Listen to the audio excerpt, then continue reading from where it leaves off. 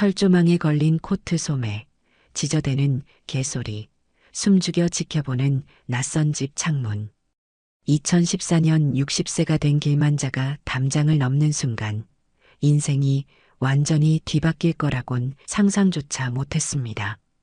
발밑에서 나뭇가지가 부러지는 소리가 울렸습니다. 나는 재빨리 몸을 웅크렸습니다. 숨소리가 거칠어져 손으로 입을 막았습니다. 담장 너머 마당에서 검은 개 한 마리가 제 기척을 느꼈는지 짖기 시작했습니다. 제발 조용히. 가슴이 터질 듯 뛰는 심장을 억누르며 마당 구석에 쪼그려 앉았습니다. 개가 짖음을 멈추자 조심스레 기와집 창문 쪽으로 다가갔습니다.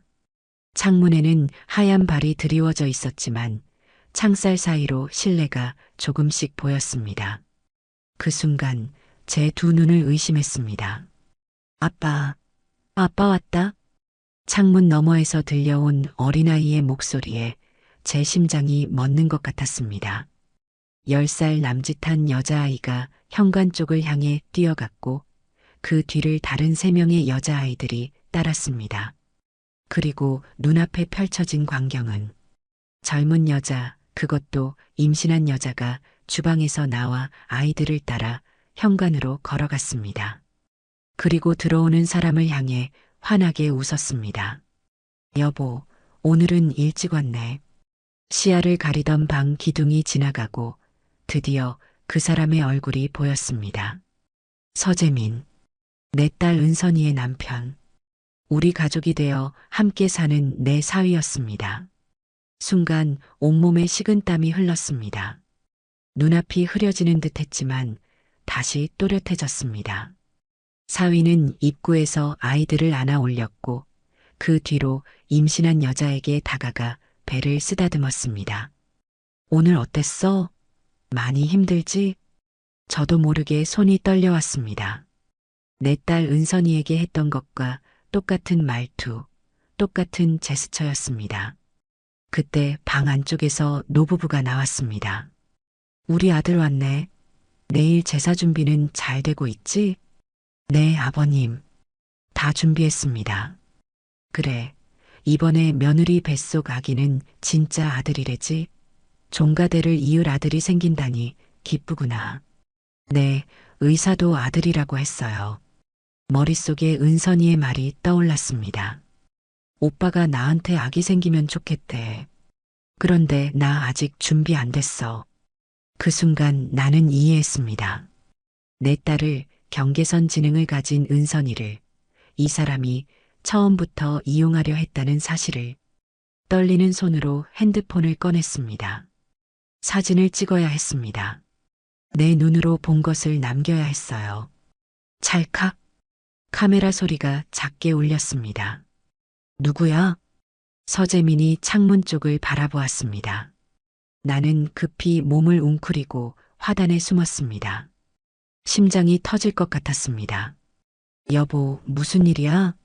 아니, 창밖에 뭐가 있는 것 같아서.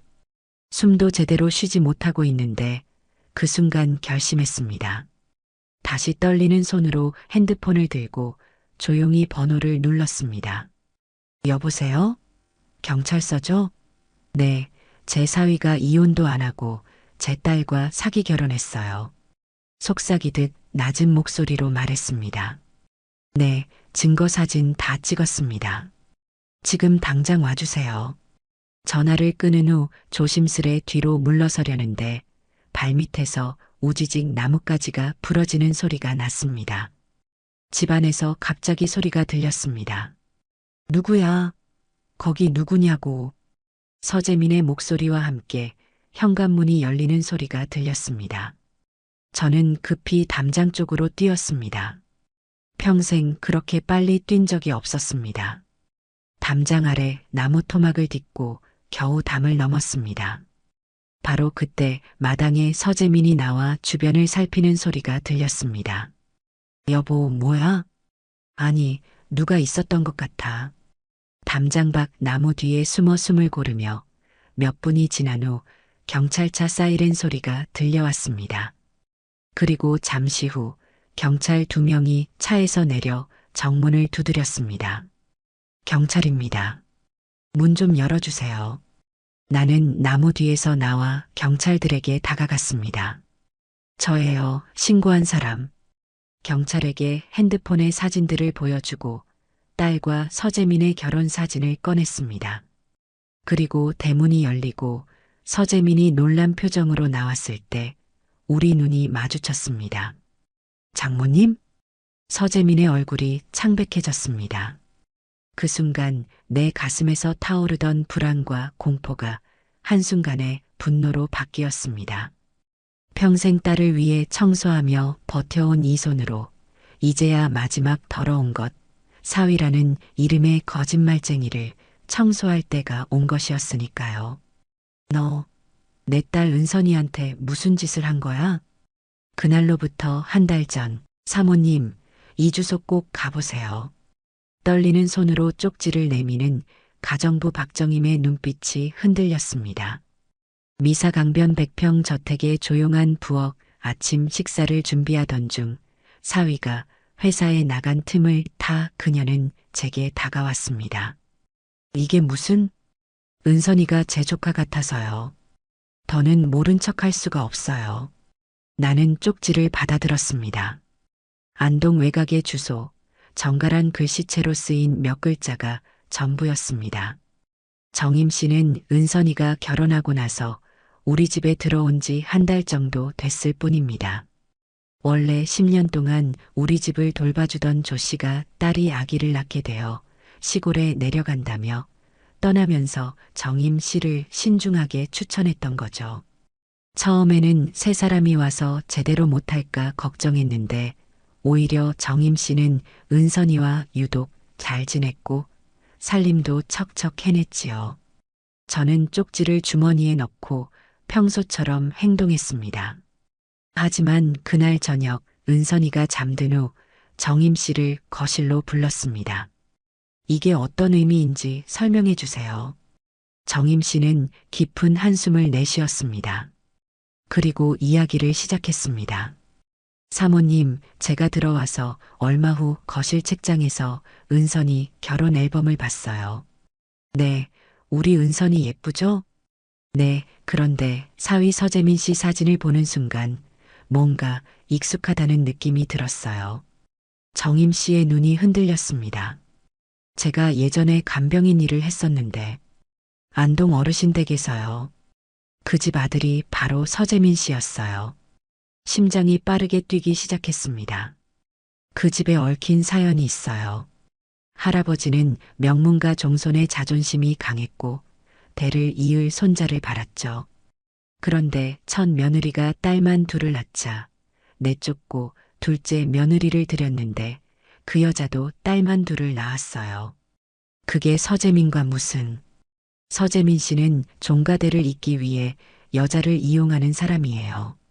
제가 간병할 때도 두 번째 결혼한 여자와 살고 있었어요. 그런데 결혼 앨범에서 사돈들 사진을 보니 바로 그 안동 어르신 가족들이더군요. 가슴이 무너지는 기분이었습니다. 그동안 아들처럼 여겼던 사위, 내 딸이 전부라고 생각했던 그 사람은 지금도 그 집에서 살고 있을 거예요. 아마도 출장 간다며 집을 비울 때마다요. 말을 잇지 못하는 정임 씨의 눈에 눈물이 고였습니다. 왜 이걸 저한테 알려주는 거죠? 이런 말도 안 되는 걸 믿어야 해요? 정임 씨는 잠시 망설이더니 자리에서 일어나 자신의 방에서 낡은 상자를 가져왔습니다. 그 안에서 꺼낸 것은 오래된 쌀 포대 영수증이었습니다. 사모님이 저를 기억 못하시겠지만 2004년 서초동 반지하방에서 살 때 그 순간 기억이 떠올랐습니다. 청소회사를 조금씩 키우던 때 강남 빌딩 입주 청소를 맡았는데 그 건물 지하에 살던 젊은 여자를 만난 적이 있었습니다. 불임으로 남편에게 이혼당하고 혼자 산다던 그 여자가 몸까지 아파 누워 있길래 제가 쌀한 포대와 김치 그리고 얼마간의 돈을 두고 왔던 기억이 났습니다. 그때 정임 씨였어요? 그녀는 눈물을 참으며 고개를 끄덕였습니다. 그때 사모님이 주신 그 도움이 아니었으면 굶어 죽었을지도 몰라요. 월세도 밀리고 아파서 일도 못 나가던 때였거든요. 그때 다짐했어요. 언젠가 저 사람한테 갚을 수 있는 날이 올 거다. 꼭 갚자. 그게 지금이에요. 인연이란 게 이렇게 돌고 돈다는 생각에 가슴이 뭉클했습니다. 그런데 어떻게 서재민을 알아보셨어요? 정임 씨는 은선이의 결혼 앨범을 가리켰습니다. 처음에는 몰랐어요. 얼마나 많은 집에서 일했는데 모든 사람들을 다 기억하겠어요? 그런데 어느 날 이 앨범을 보는데 뭔가 익숙한 거예요. 그래서 자세히 보니 그 사람이 맞더라고요. 정임 씨는 사위가 결혼식 날 은선이에게 입맞추는 사진을 가리켰습니다. 이 눈빛으로 다른 여자도 똑같이 바라봤어요. 사돈들도 제가 기억해요. 결혼식에 온 이 사람들이 바로 그 안동 집안이에요. 마치 얼음물을 뒤집어 쓴 것 같았습니다. 결혼식 날 우리 은선이와 사위의 행복을 모든 사람들이 알고 있었다는 건 처음부터 계획된 일이었다는 거였습니다.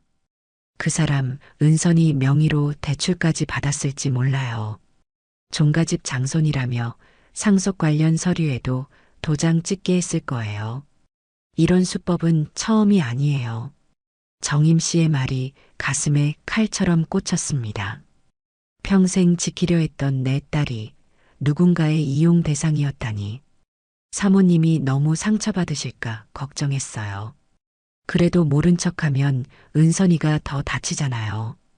그날 밤 우리는 오랫동안 이야기를 나눴습니다. 세상에서 각자의 방식으로 상처받은 두 여자가 모든 진실을 꺼내놓는 밤이었습니다. 우리 은선이는 어쩌죠? 지금은 모르는 게 나을 거예요. 먼저 확실한 증거부터 모아야 해요. 정임 씨는 결심한 듯 말했습니다. 제가 도울게요. 은선이가 새 핸드폰을 선물 받고 안 쓰는 옛날 폰을 책장 위에 올려뒀잖아요. 그 폰에 사위가 은선에게 보냈던 메시지나 계좌 이체 증거가 남아있을 거예요. 제 지인이 핸드폰 데이터 복구 일을 하는데 도움을 받을 수 있어요. 그렇게 우리의 조용한 싸움이 시작되었습니다. 흔들리는 마음을 다잡으며 저는 말했습니다. 정임 씨, 이 일이 끝나면 어떻게 될지 몰라요. 하지만 우리 은선이를 위해 끝까지 함께 해주실 거죠? 정임 씨는 제 손을 꼭 잡았습니다. 당연하죠. 창밖으로 달빛이 새어 들어왔습니다. 그 은은한 빛 아래 우리는 증거를 찾기 위한 계획을 세웠습니다. 그리고 한 달 뒤 저는 안동으로 향하는 차에 몸을 실었습니다. 담장을 넘기로 결심한 그날, 제 인생의 가장 큰 전환점이 될 줄은 그때까지만 해도 몰랐습니다. 은선아, 엄마가 널 지킬게. 더 이상 널 다치게 하지 않을 거야. 낮게 중얼거리며 저는 핸들을 꽉 움켜쥐었습니다. 이게 정말 사실이라면 평생 청소하며 굳은 이 손으로 이번엔 제 딸의 인생에서 더러운 것을 말끔히 닦아낼 시간이었습니다. 창밖으로 비가 내리던 그날 밤 정임 씨와 증거를 모으기로 한 뒤 잠들지 못해 창가에 앉았습니다. 빗방울이 유리창에 부딪히는 소리를 들으며 기억의 물길을 거슬러 올라갔습니다. 1989년 늦은 나이에 처자의 은선이를 낳았을 때만 해도 모든 게 행복했습니다. 88 올림픽이 끝난 직후였으니 온 나라가 들떠있던 시절이었죠. 시어머니도 남편도 딸아이가 태어나고 기뻐했습니다. 딸이든 아들이든 건강하게만 자라다오. 시어머니는 그렇게 말했습니다. 그런데 은선이가 자라면서 뭔가 달랐습니다. 2살, 3살이 되어도 말을 못하고 또래 아이들보다 행동이 느리다는 걸 알게 됐어요. 유치원에 들어갈 나이가 되었을 때 마음을 다잡고 병원을 찾았습니다. 의사는 경계선 지능이라는 진단을 내렸습니다. 남들보다 조금 느리게 배우는 아이입니다. IQ가 70에서 84 정도로 특별한 보살핌이 필요해요. 그 진단서를 가지고 집에 돌아왔을 때 시댁의 태도가 달라졌어요. 병신 키워서 뭐 하겠냐? 집안 망신이다. 매일같이 들려오는 말들에 가슴이 찢어졌습니다. 그때만 해도 장애아를 키우는 것은 큰 결함이라 여겨지던 시절이었습니다. 병신이란 말을 아무렇지 않게 쓰던 때였으니까요. 결국 1995년 은선이가 6살 때 시댁에서 쫓겨났습니다. 남편은 바람이 나서 이혼 서류를 내밀었고 저는 아이 하나 데리고 거리에 나앉게 됐습니다. 비가 쏟아지던 그날 연분홍색 우산 하나를 쓰고 은선이의 작은 손을 잡고 친정에도 갈 수 없어 거리를 헤맸습니다. 그때 은선이가 물었어요. 엄마, 우리 어디가? 말문이 막혔습니다. 어디로 가야 할지 정말 몰랐으니까요. 눈물을 참으며 웃어 보였습니다. 우리 새로운 집에 가는 거야. 그날 밤 고시원 한 칸을 얻어 은선이를 재우면서 맹세했습니다. 이 아이를 위해 살아야 한다. 누구보다 당당하게. 첫 일자리는 아파트 청소였어요. 90년대 초반 강남에 아파트가 우후죽순 생겨날 때였죠. 낡은 고무장갑과 걸레 한 장으로 시작했습니다. 아줌마 여기 좀 제대로 닦아놔. 남의 집 구석구석을 닦으며 그렇게 하루 10,000원, 이틀 10,000원 모았어요. 비닐봉지에 동전을 모아 은행에 가면 행원들이 짜증을 내곤 했어요. 동전 좀 세어오지 그랬어요? 그래도 은선이 약값을 벌기 위해 참았지요. 그 시절 약값도 보험이 안 됐거든요. 그 시절엔 경계선 아이들이 어떤 병인지도 모른 채 정신과 문턱조차 넘기 힘들었어요. 밤새 일해도 그 돈으론 방 한 칸 월세도 빠듯했습니다. 엄마, 난 왜 학교 안 가? 동네 아이들이 책가방 메고 학교 가는 걸 보며 은선이가 물었어요. 제 심장이 찢어지는 것 같았지만 미소 지으며 대답했습니다. 우리 은선이는 조금 다른 학교에 갈 거야. 더 특별한 곳. 특수학교를 알아봤지만 그마저도 돈이 문제였어요. 결심했습니다. 청소일이 아니라 청소 사업으로 키워야겠다고. 1997년 IMF가 터졌을 때 저는 38이었습니다. 사람들은 무너져 내렸지만 저는 오히려 기회를 봤어요. 한국 남자들은 집안 청소는 안 하잖아요. 그런데 실직한 남편 대신 일하러 나간 여자들은 집안일을 대신해 줄 사람이 필요했고요. 쓰러져가는 봉제 공장 하나를 월세로 얻어 그곳에 길만자 홈클리닝이라는 간판을 달았습니다. 동네 아줌마 5을 모아 청소 방법을 가르쳤어요. 걸레는 이렇게 꼬아서 짜야 물자국이 안 남아요. 창틀은 이렇게 종이 끼워서 닦아야 깔끔해요. 제 경험과 노하우를 전수했지요. 은선이를 키우느라 세탁기 살 돈도 없어 빨래를 손빨래로 하면서 터득한 비법들이었어요. 처음엔 동네 아파트 입주 청소로 시작했어요.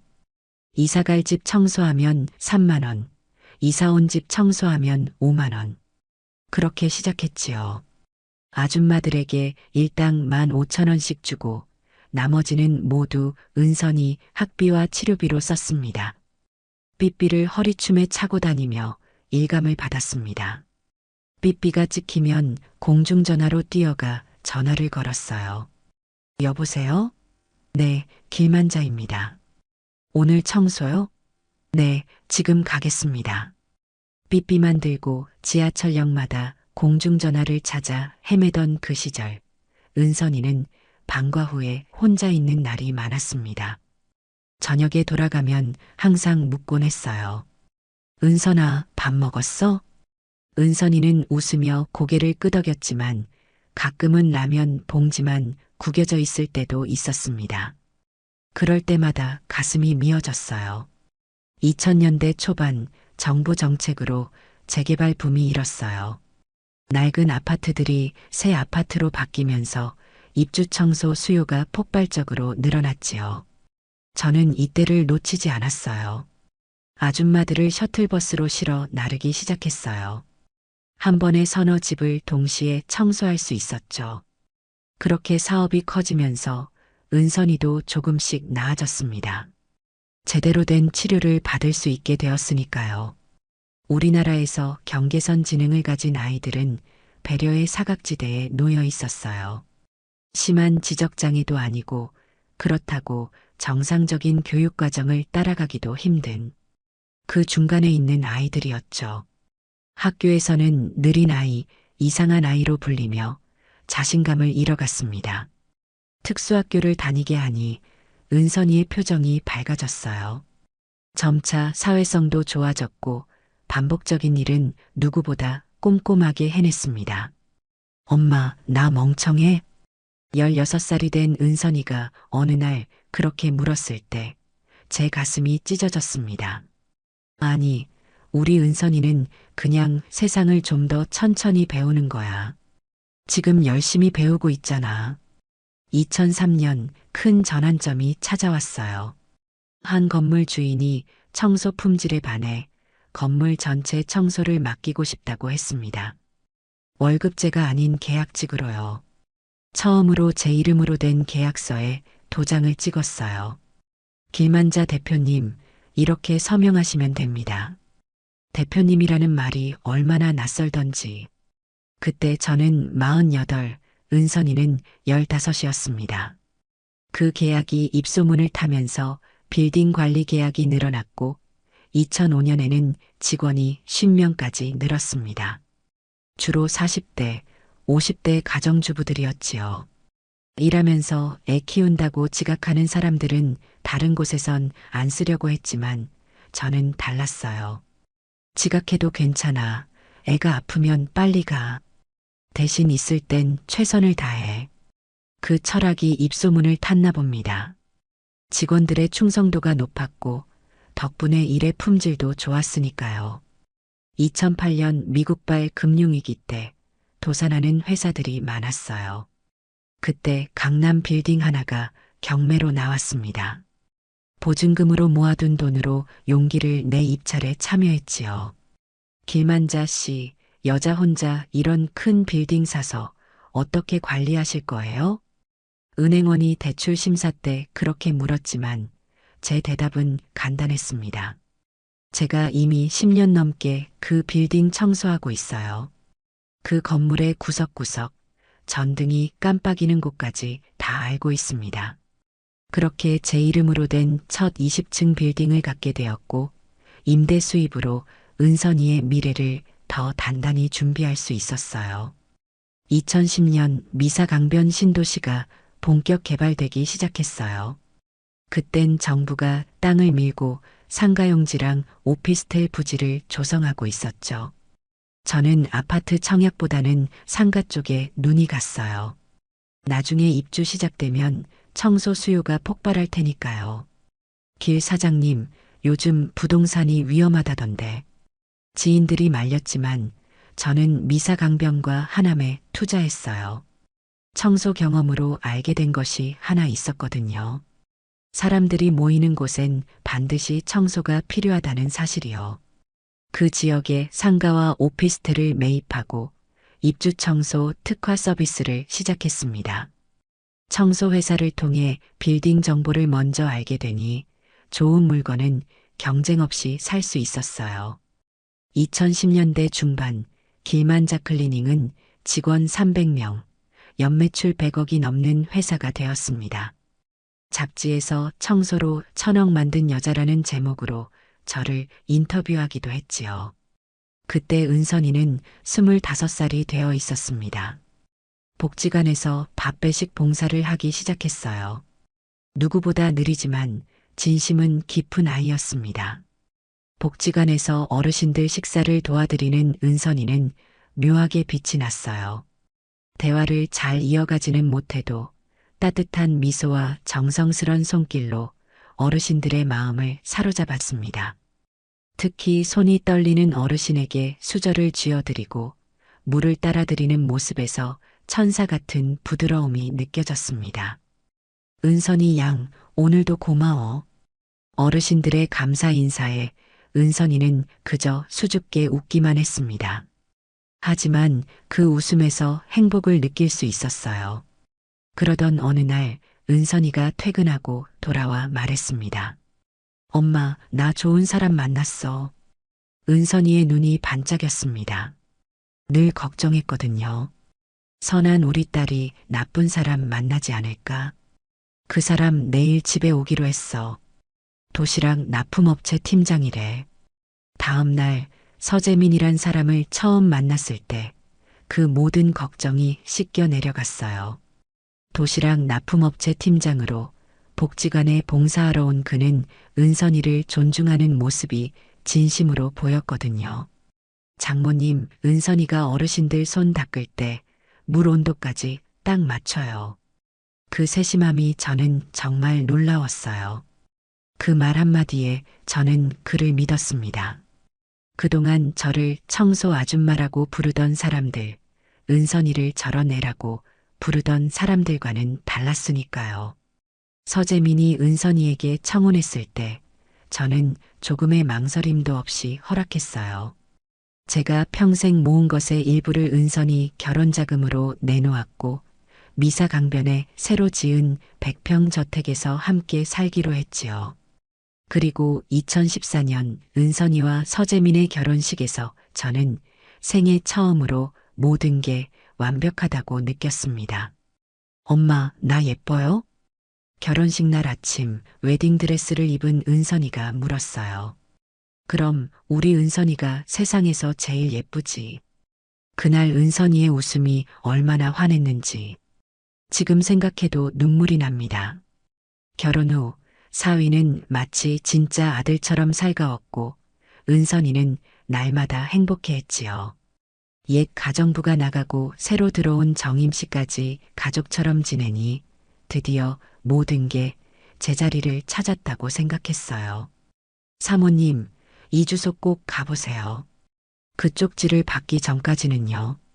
창밖에 비가 그치고 아침이 밝아왔습니다.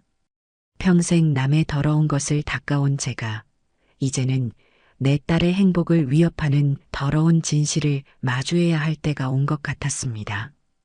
그날부터 저는 서재민의 이중생활을 의심하며 주소를 찾아내고 며칠씩 집을 지켜보며 증거를 모았습니다.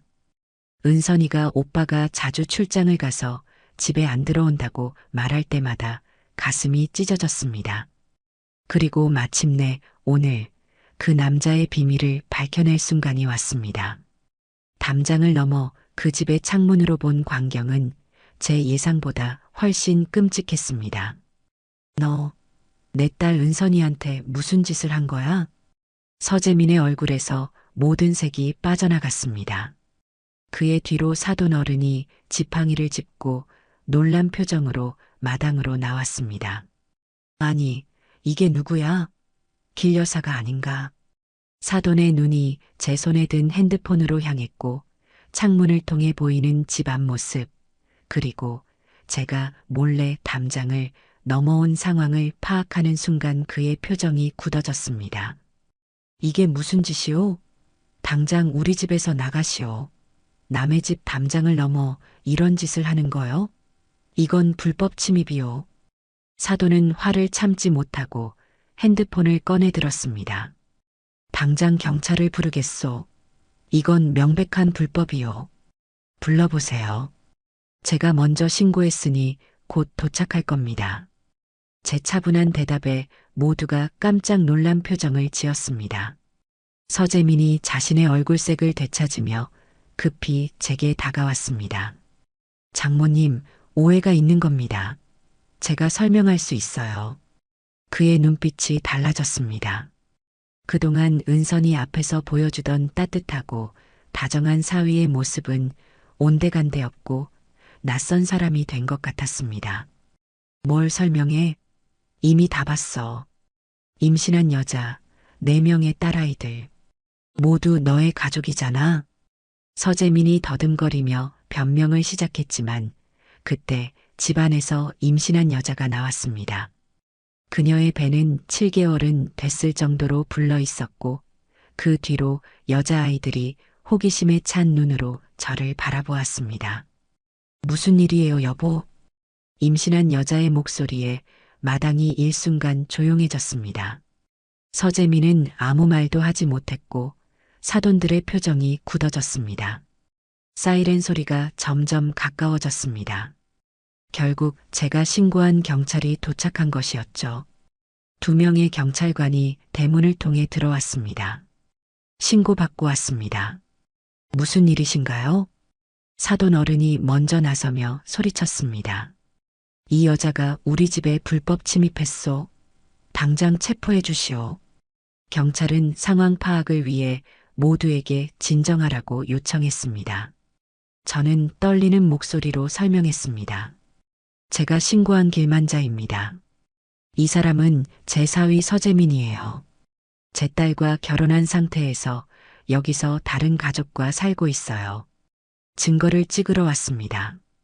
경찰관이 서재민을 바라보며 물었습니다. 사실인가요? 서재민이 대답하기 전에 임신한 여자가 충격에 찬 목소리로 말했습니다. 무슨 말씀이세요? 저희는 결혼한 지 5년이 넘었어요. 제 남편이 또 다른 여자와 결혼했다고요? 그 말에 제 심장이 무너지는 듯 했습니다. 서재민이 은선이와 결혼한 건 불과 몇 개월 전인데 경찰은 서재민에게 신분증을 요구했고 저는 핸드폰을 꺼내 방금 찍은 사진들과 은선이와 서재민의 결혼 사진을 보여주었습니다.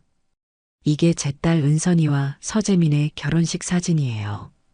그리고 방금 찍은 이 사진을 보세요. 여기 임신한 여자와 아이들 모두 그의 가족입니다. 경찰이 핸드폰을 살펴보며 심각한 표정을 지었습니다. 이때 임신한 여자가 서재민에게 다가가 소리쳤습니다.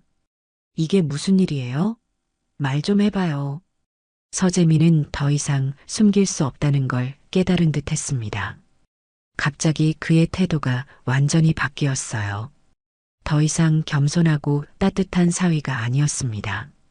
장모님, 이제 와서 뭘 어쩌시겠다고요?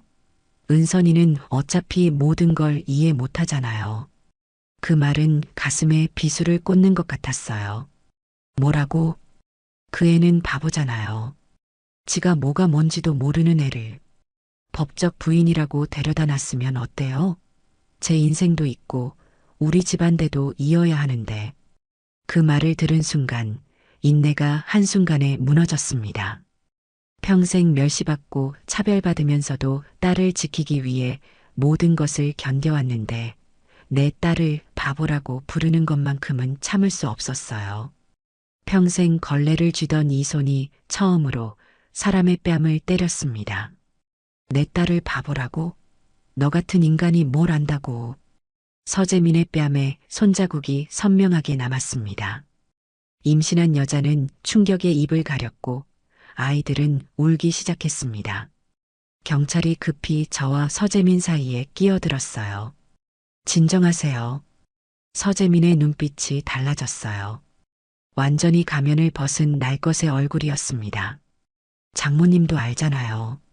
그 딸내미가 얼마나 쓸모없는지. 난 그 돈이 필요했을 뿐이라고요. 사돈 어른이 지팡이를 내리치며 소리쳤습니다. 그 바보는 우리 집안에 들릴 수 없는 애지. 종가대를 어떻게 잇겠어. 우리 서재민이는 3대 독자 장손이야. 아들만 필요하다고.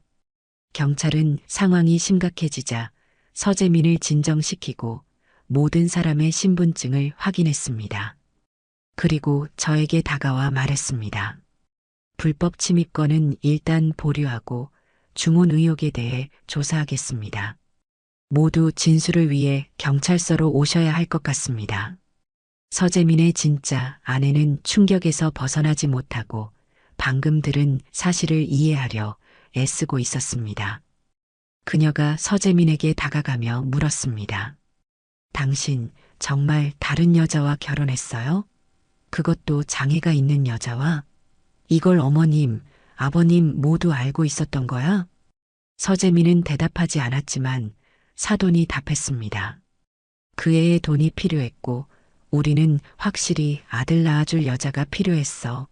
바보는 아이를 제대로 키울 수도 없으니 출산 후에는 어차피 도로 데려올 생각이었어. 그럼 며느리 네가 키우면 된다. 넌 우리 며느리인 거야. 그 말에 저는 완전히 식었습니다. 이게 단순한 이중생활이 아니라 처음부터 계획된 사기라는 걸 깨달았어요. 제 딸은 그저 이용당한 것이었습니다. 임신한 며느리는 기막혀 말도 못하고 울음을 터뜨렸고 아이들은 어머니 옆에 서서 겁에 질린 채 저를 바라보았습니다. 그들도 피해자였던 거죠. 경찰은 서재민에게 다가가 조용히 말했습니다. 일단 경찰서로 가야겠습니다. 심각한 혐의가 있어 보이네요. 사돈은 여전히 소리치고 있었습니다. 집안일로 무슨 경찰서야. 이게 무슨 망신이야. 우리 집안이 어떤 집안인데 저 여자가 무슨 증거로 이러는 거요?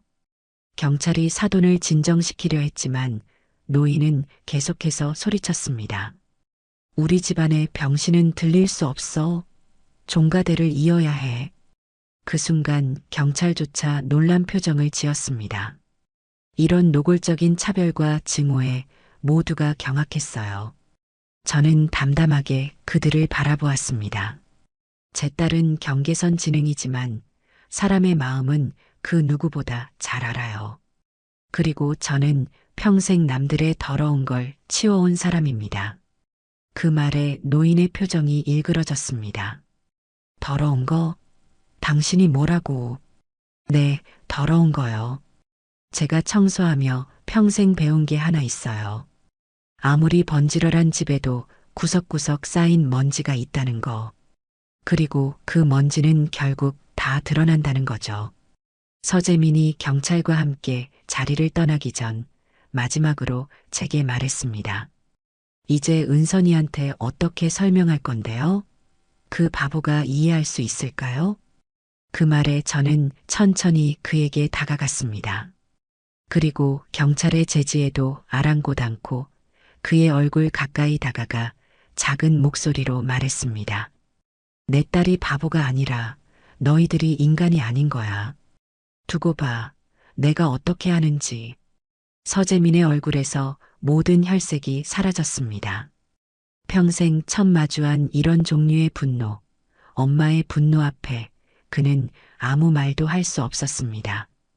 경찰차 문이 닫히고 서재민이 떠난 후에도 사위의 가족들은 여전히 현관에 서 있었습니다. 임신한 며느리는 충격에서 벗어나지 못한 채 가만히 서 있었고 아이들은 울고 있었어요. 저는 그 자리를 떠나기 전 임신한 며느리에게 마지막으로 말했습니다. 당신도 피해자인 것 같네요. 하지만 제 딸은 당신 아이들보다 더 순수해요.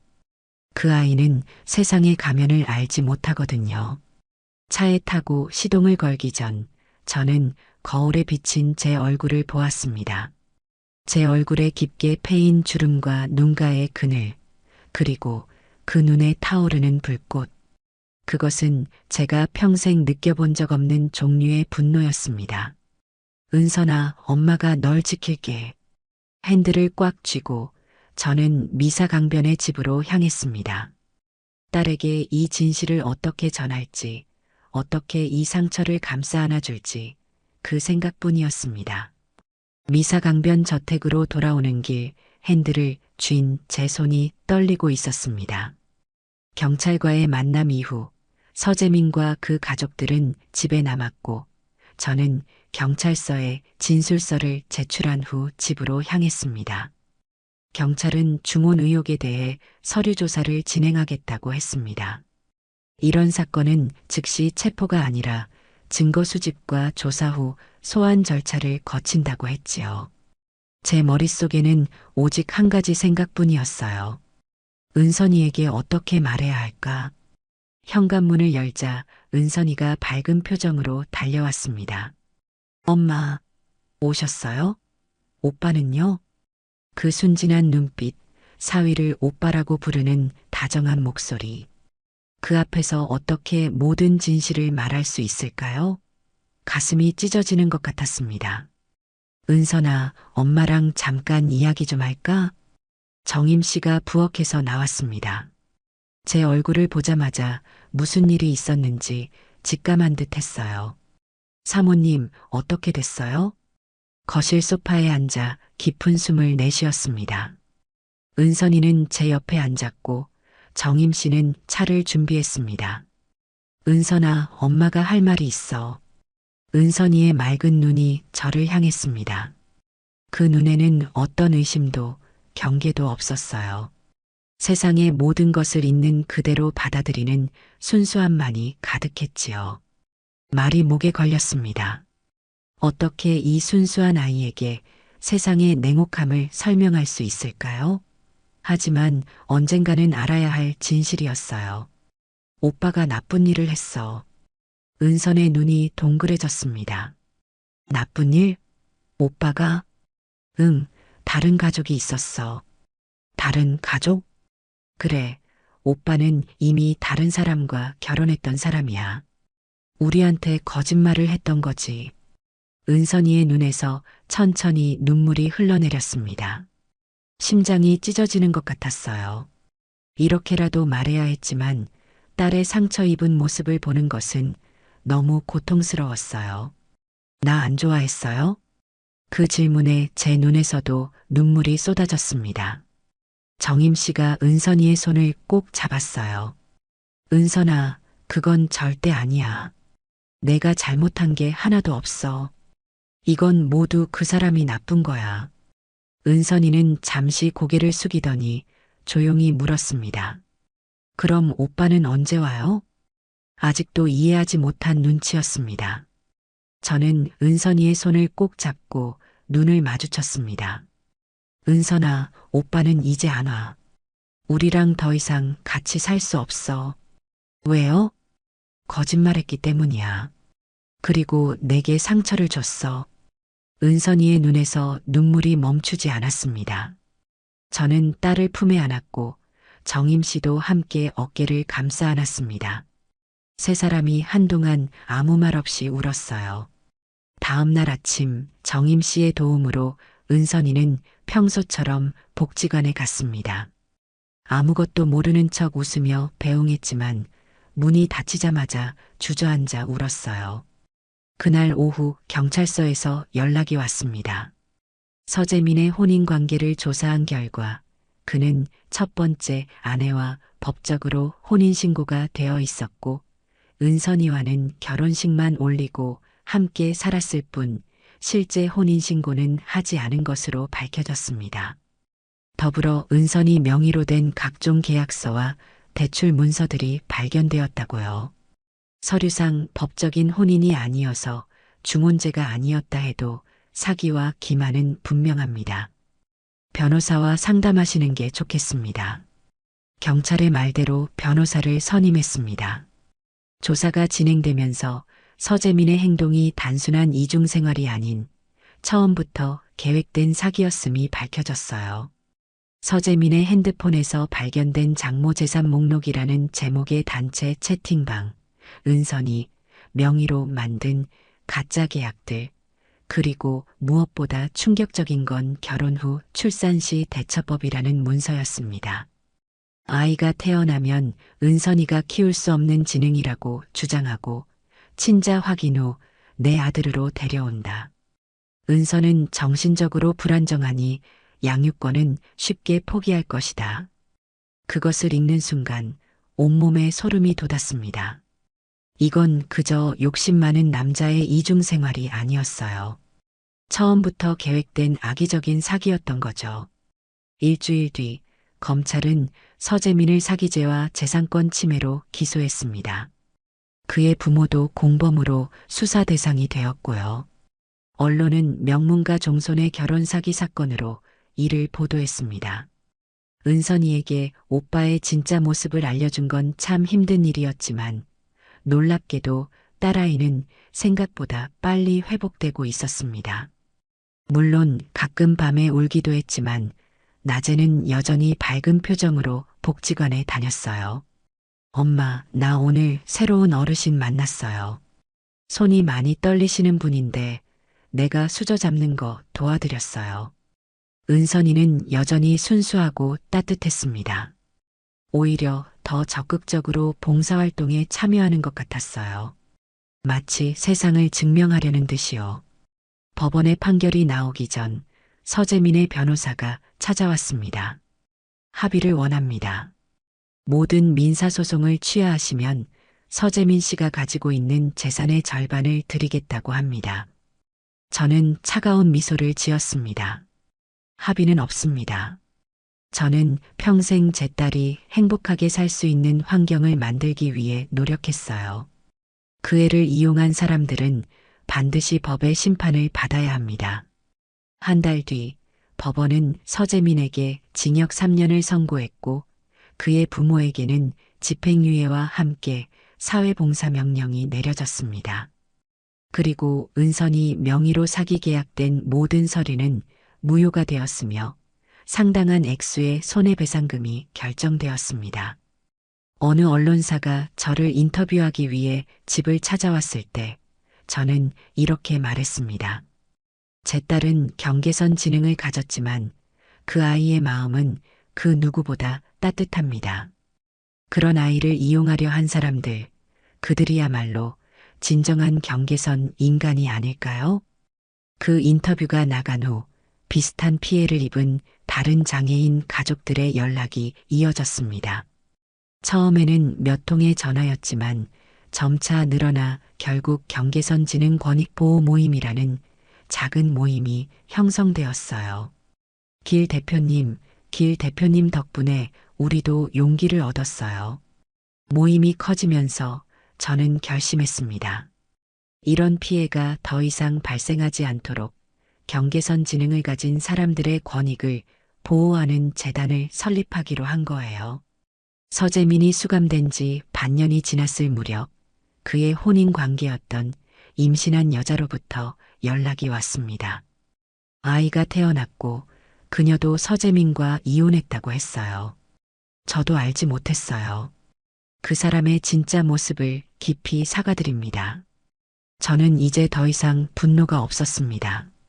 그저 또 다른 피해자를 만난 것 같은 기분이었어요. 당신이 사과할 필요는 없어요. 당신도 피해자니까요.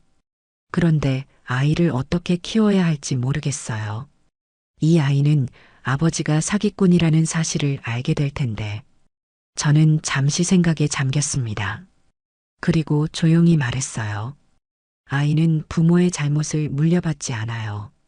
그저 정직하게, 따뜻하게 키우면 돼요.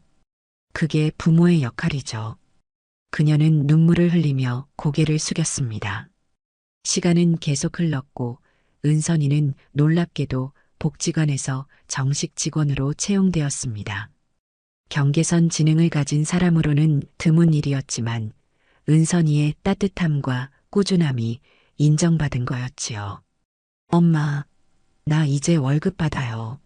엄마한테 용돈 드릴게요. 첫 월급날 은선이가 봉투를 내밀며 말했을 때 제 마음은 꽃밭이 된 것 같았습니다. 명절이 다가오던 어느 날 저는 정임 씨를 서재에 불렀습니다. 정임 씨, 제가 할 말이 있어요. 정임 씨가 긴장한 표정으로 앉았습니다. 네, 사모님. 사모님이라고 부르지 말아요. 이제 그냥 언니라고 불러요. 정임 씨의 눈이 커졌습니다. 그리고 이걸 받아요. 서랍에서 봉투를 꺼내 정임에게 건넸습니다. 이게 뭐예요? 하남에 있는 집 등기권리증이에요. 정임 씨 이름으로 해뒀어요. 정임의 얼굴이 놀라움으로 물들었습니다. 무슨 소리세요? 저는 그런 걸 받을 수 없어요. 들어봐요. 이건 정임 씨 덕분에 우리 가족이 다시 찾은 행복에 대한 작은 보답이에요. 집은 세를 놓고 월세를 받으면 돼요. 우리는 계속 함께 살고 정임 씨는 앞으로의 삶을 위한 든든한 배경이 생기는 거죠. 은선이가 방에서 나오며 정임의 손을 잡았습니다. 정임 이모 받아요. 우리 계속 같이 살 거잖아요. 정임의 눈에 눈물이 고였습니다. 아마도 평생 자기 집 한 번 가져보지 못했던 그녀에게 이건 단순한 부동산이 아닌 인생의 안정과 인정을 의미하는 것이겠지요. 고마워요, 언니. 그렇게 우리 세 사람은 서로에게 새로운 가족이 되어갔습니다. 혈연으로 맺어진 게 아니라 서로의 상처를 이해하고 보듬어주는 진짜 가족으로. 경계선 진흥권익보호재단 창립식 날, 은선이는 제 옆에서 내내 손을 잡고 있었습니다. 그리고 많은 사람들 앞에서 처음으로 마이크를 잡았어요. 안녕하세요. 저는 김은선입니다. 잠시 떨리는 목소리로 시작했지만 곧 힘을 얻었습니다. 저는 생각이 좀 느린 사람이에요. 하지만 마음은 따뜻해요. 제 엄마가 항상 그렇게 말했거든요. 사람은 머리가 아니라 마음으로 사는 거라고요. 저는 이제 제 마음을 믿어요. 그리고 여러분도 믿어주세요. 사람들은 모두 일어나 박수를 보냈고 저는 눈물을 참을 수 없었습니다. 정임 씨도 조용히 눈물을 닦았지요. 그날 저녁 집으로 돌아오는 차 안에서 은선이가 물었습니다. 엄마, 나 정말 잘했어요? 응, 우리 은선이가 세상에서 제일 잘했어. 은선이는 행복하게 웃으며 창밖을 바라보았습니다. 그리고 조용히 말했어요. 엄마가 나를 지켜줬으니까 이제 내가 다른 사람들도 지킬래요. 저는 운전하면서도 눈물이 흘렀습니다. 이것이 진정한 승리였습니다. 누군가의 악의와 계획에도 불구하고 우리 은선이는 더 강하고 따뜻한 사람으로 성장하고 있었으니까요. 그래, 우리 은선이가 그럴 수 있을 거야. 자매의, 모성애, 그리고 진정한 가족의 의미. 이것이 제가 평생을 걸쳐 깨달은 가장 소중한 것들입니다. 그리고 제게는 그 무엇과도 바꿀 수 없는 두 사람이 생겼습니다. 손에 남은 세월의 흔적을 바라보며 저는 미소 지었습니다. 혼자서도 얼마든지 행복할 수 있다는 것을 우리 세 사람이 함께 증명하고 있었으니까요. 2024년 5월의 어느 아침 미사 강변 저택 테라스에 70세가 된 저는 조용히 앉아 있었습니다. 따스한 봄 햇살이 얼굴을 비추고 정원의 개나리꽃이 바람에 살랑거렸습니다. 엄마, 나 출발할게요. 은선이가 가방을 메고 현관에 서 있었습니다. 이제 37이 된 딸은 복지관으로 출근하는 길이었습니다. 그녀의 운전면허증이 목걸이에 매달려 있었지요. 조심히 다녀와. 문이 닫히고 자동차 시동 거는 소리가 들렸습니다. 창가로 다가가니 은선이가 핸들을 잡고 천천히 차를 몰고 가는 모습이 보였어요. 처음 운전을 배울 때 얼마나 열심히 연습했는지 그 모습이 아직도 생생했습니다. 정임 씨가 차 한 잔을 들고 테라스로 나왔습니다. 우리 은선이가 정말 대단해졌죠? 저는 고개를 끄덕였습니다. 10년 전 그 상처를 딛고 지금은 복지관 직원으로 일하며 스스로의 길을 걷고 있는 딸이 자랑스러웠습니다. 테이블 위에는 오늘 열릴 경계선 진흥 권익보호재단 10주년 행사 초대장이 놓여 있었습니다. 은선이가 직접 디자인한 초대장이었지요. 세월이 참 빠르네요, 언니. 정임 씨는 이제 제 동생처럼 때로는 친구처럼 지냈습니다. 그녀가 준 쪽지 한 장이 우리의 인생을 바꾸어 놓은 지 10년이 지났습니다. 저택 거실벽에 걸린 사진 한 장이 눈에 들어왔습니다. 세 사람이 함께 찍은 사진이었습니다. 가운데 은선이, 양옆으로 저와 정임 씨. 우리는 손을 잡고 환하게 웃고 있었어요. 세월은 흘러도 변하지 않는 것이 있습니다. 사랑과 진실, 그리고 용기. 담장을 넘어야 했던 그날의 선택이 우리에게 가져다 준 행복입니다. 정원의 핀 꽃들을 바라보며 미소 지었습니다. 담장 대신 이제 그곳에는 꽃이 피어 있었으니까요. 진짜 가족은 피가 아니라 서로를 지켜주는 사람들이지. 그것이 평생을 살아오며 깨달은 가장 소중한 진실이었습니다. 오늘 이야기가 마음에 드셨다면 좋아요와 구독, 알람 설정 잊지 마세요. 또 이야기를 보시고 마음에 남은 장면이 있으셨다면 댓글로 나눠주세요. 선생님의 한마디가 또 다른 분께 깊은 울림이 될 수 있습니다. 늘 감사합니다. 건강이 최고입니다. 하루 한 번 운동 잊지 마셔요.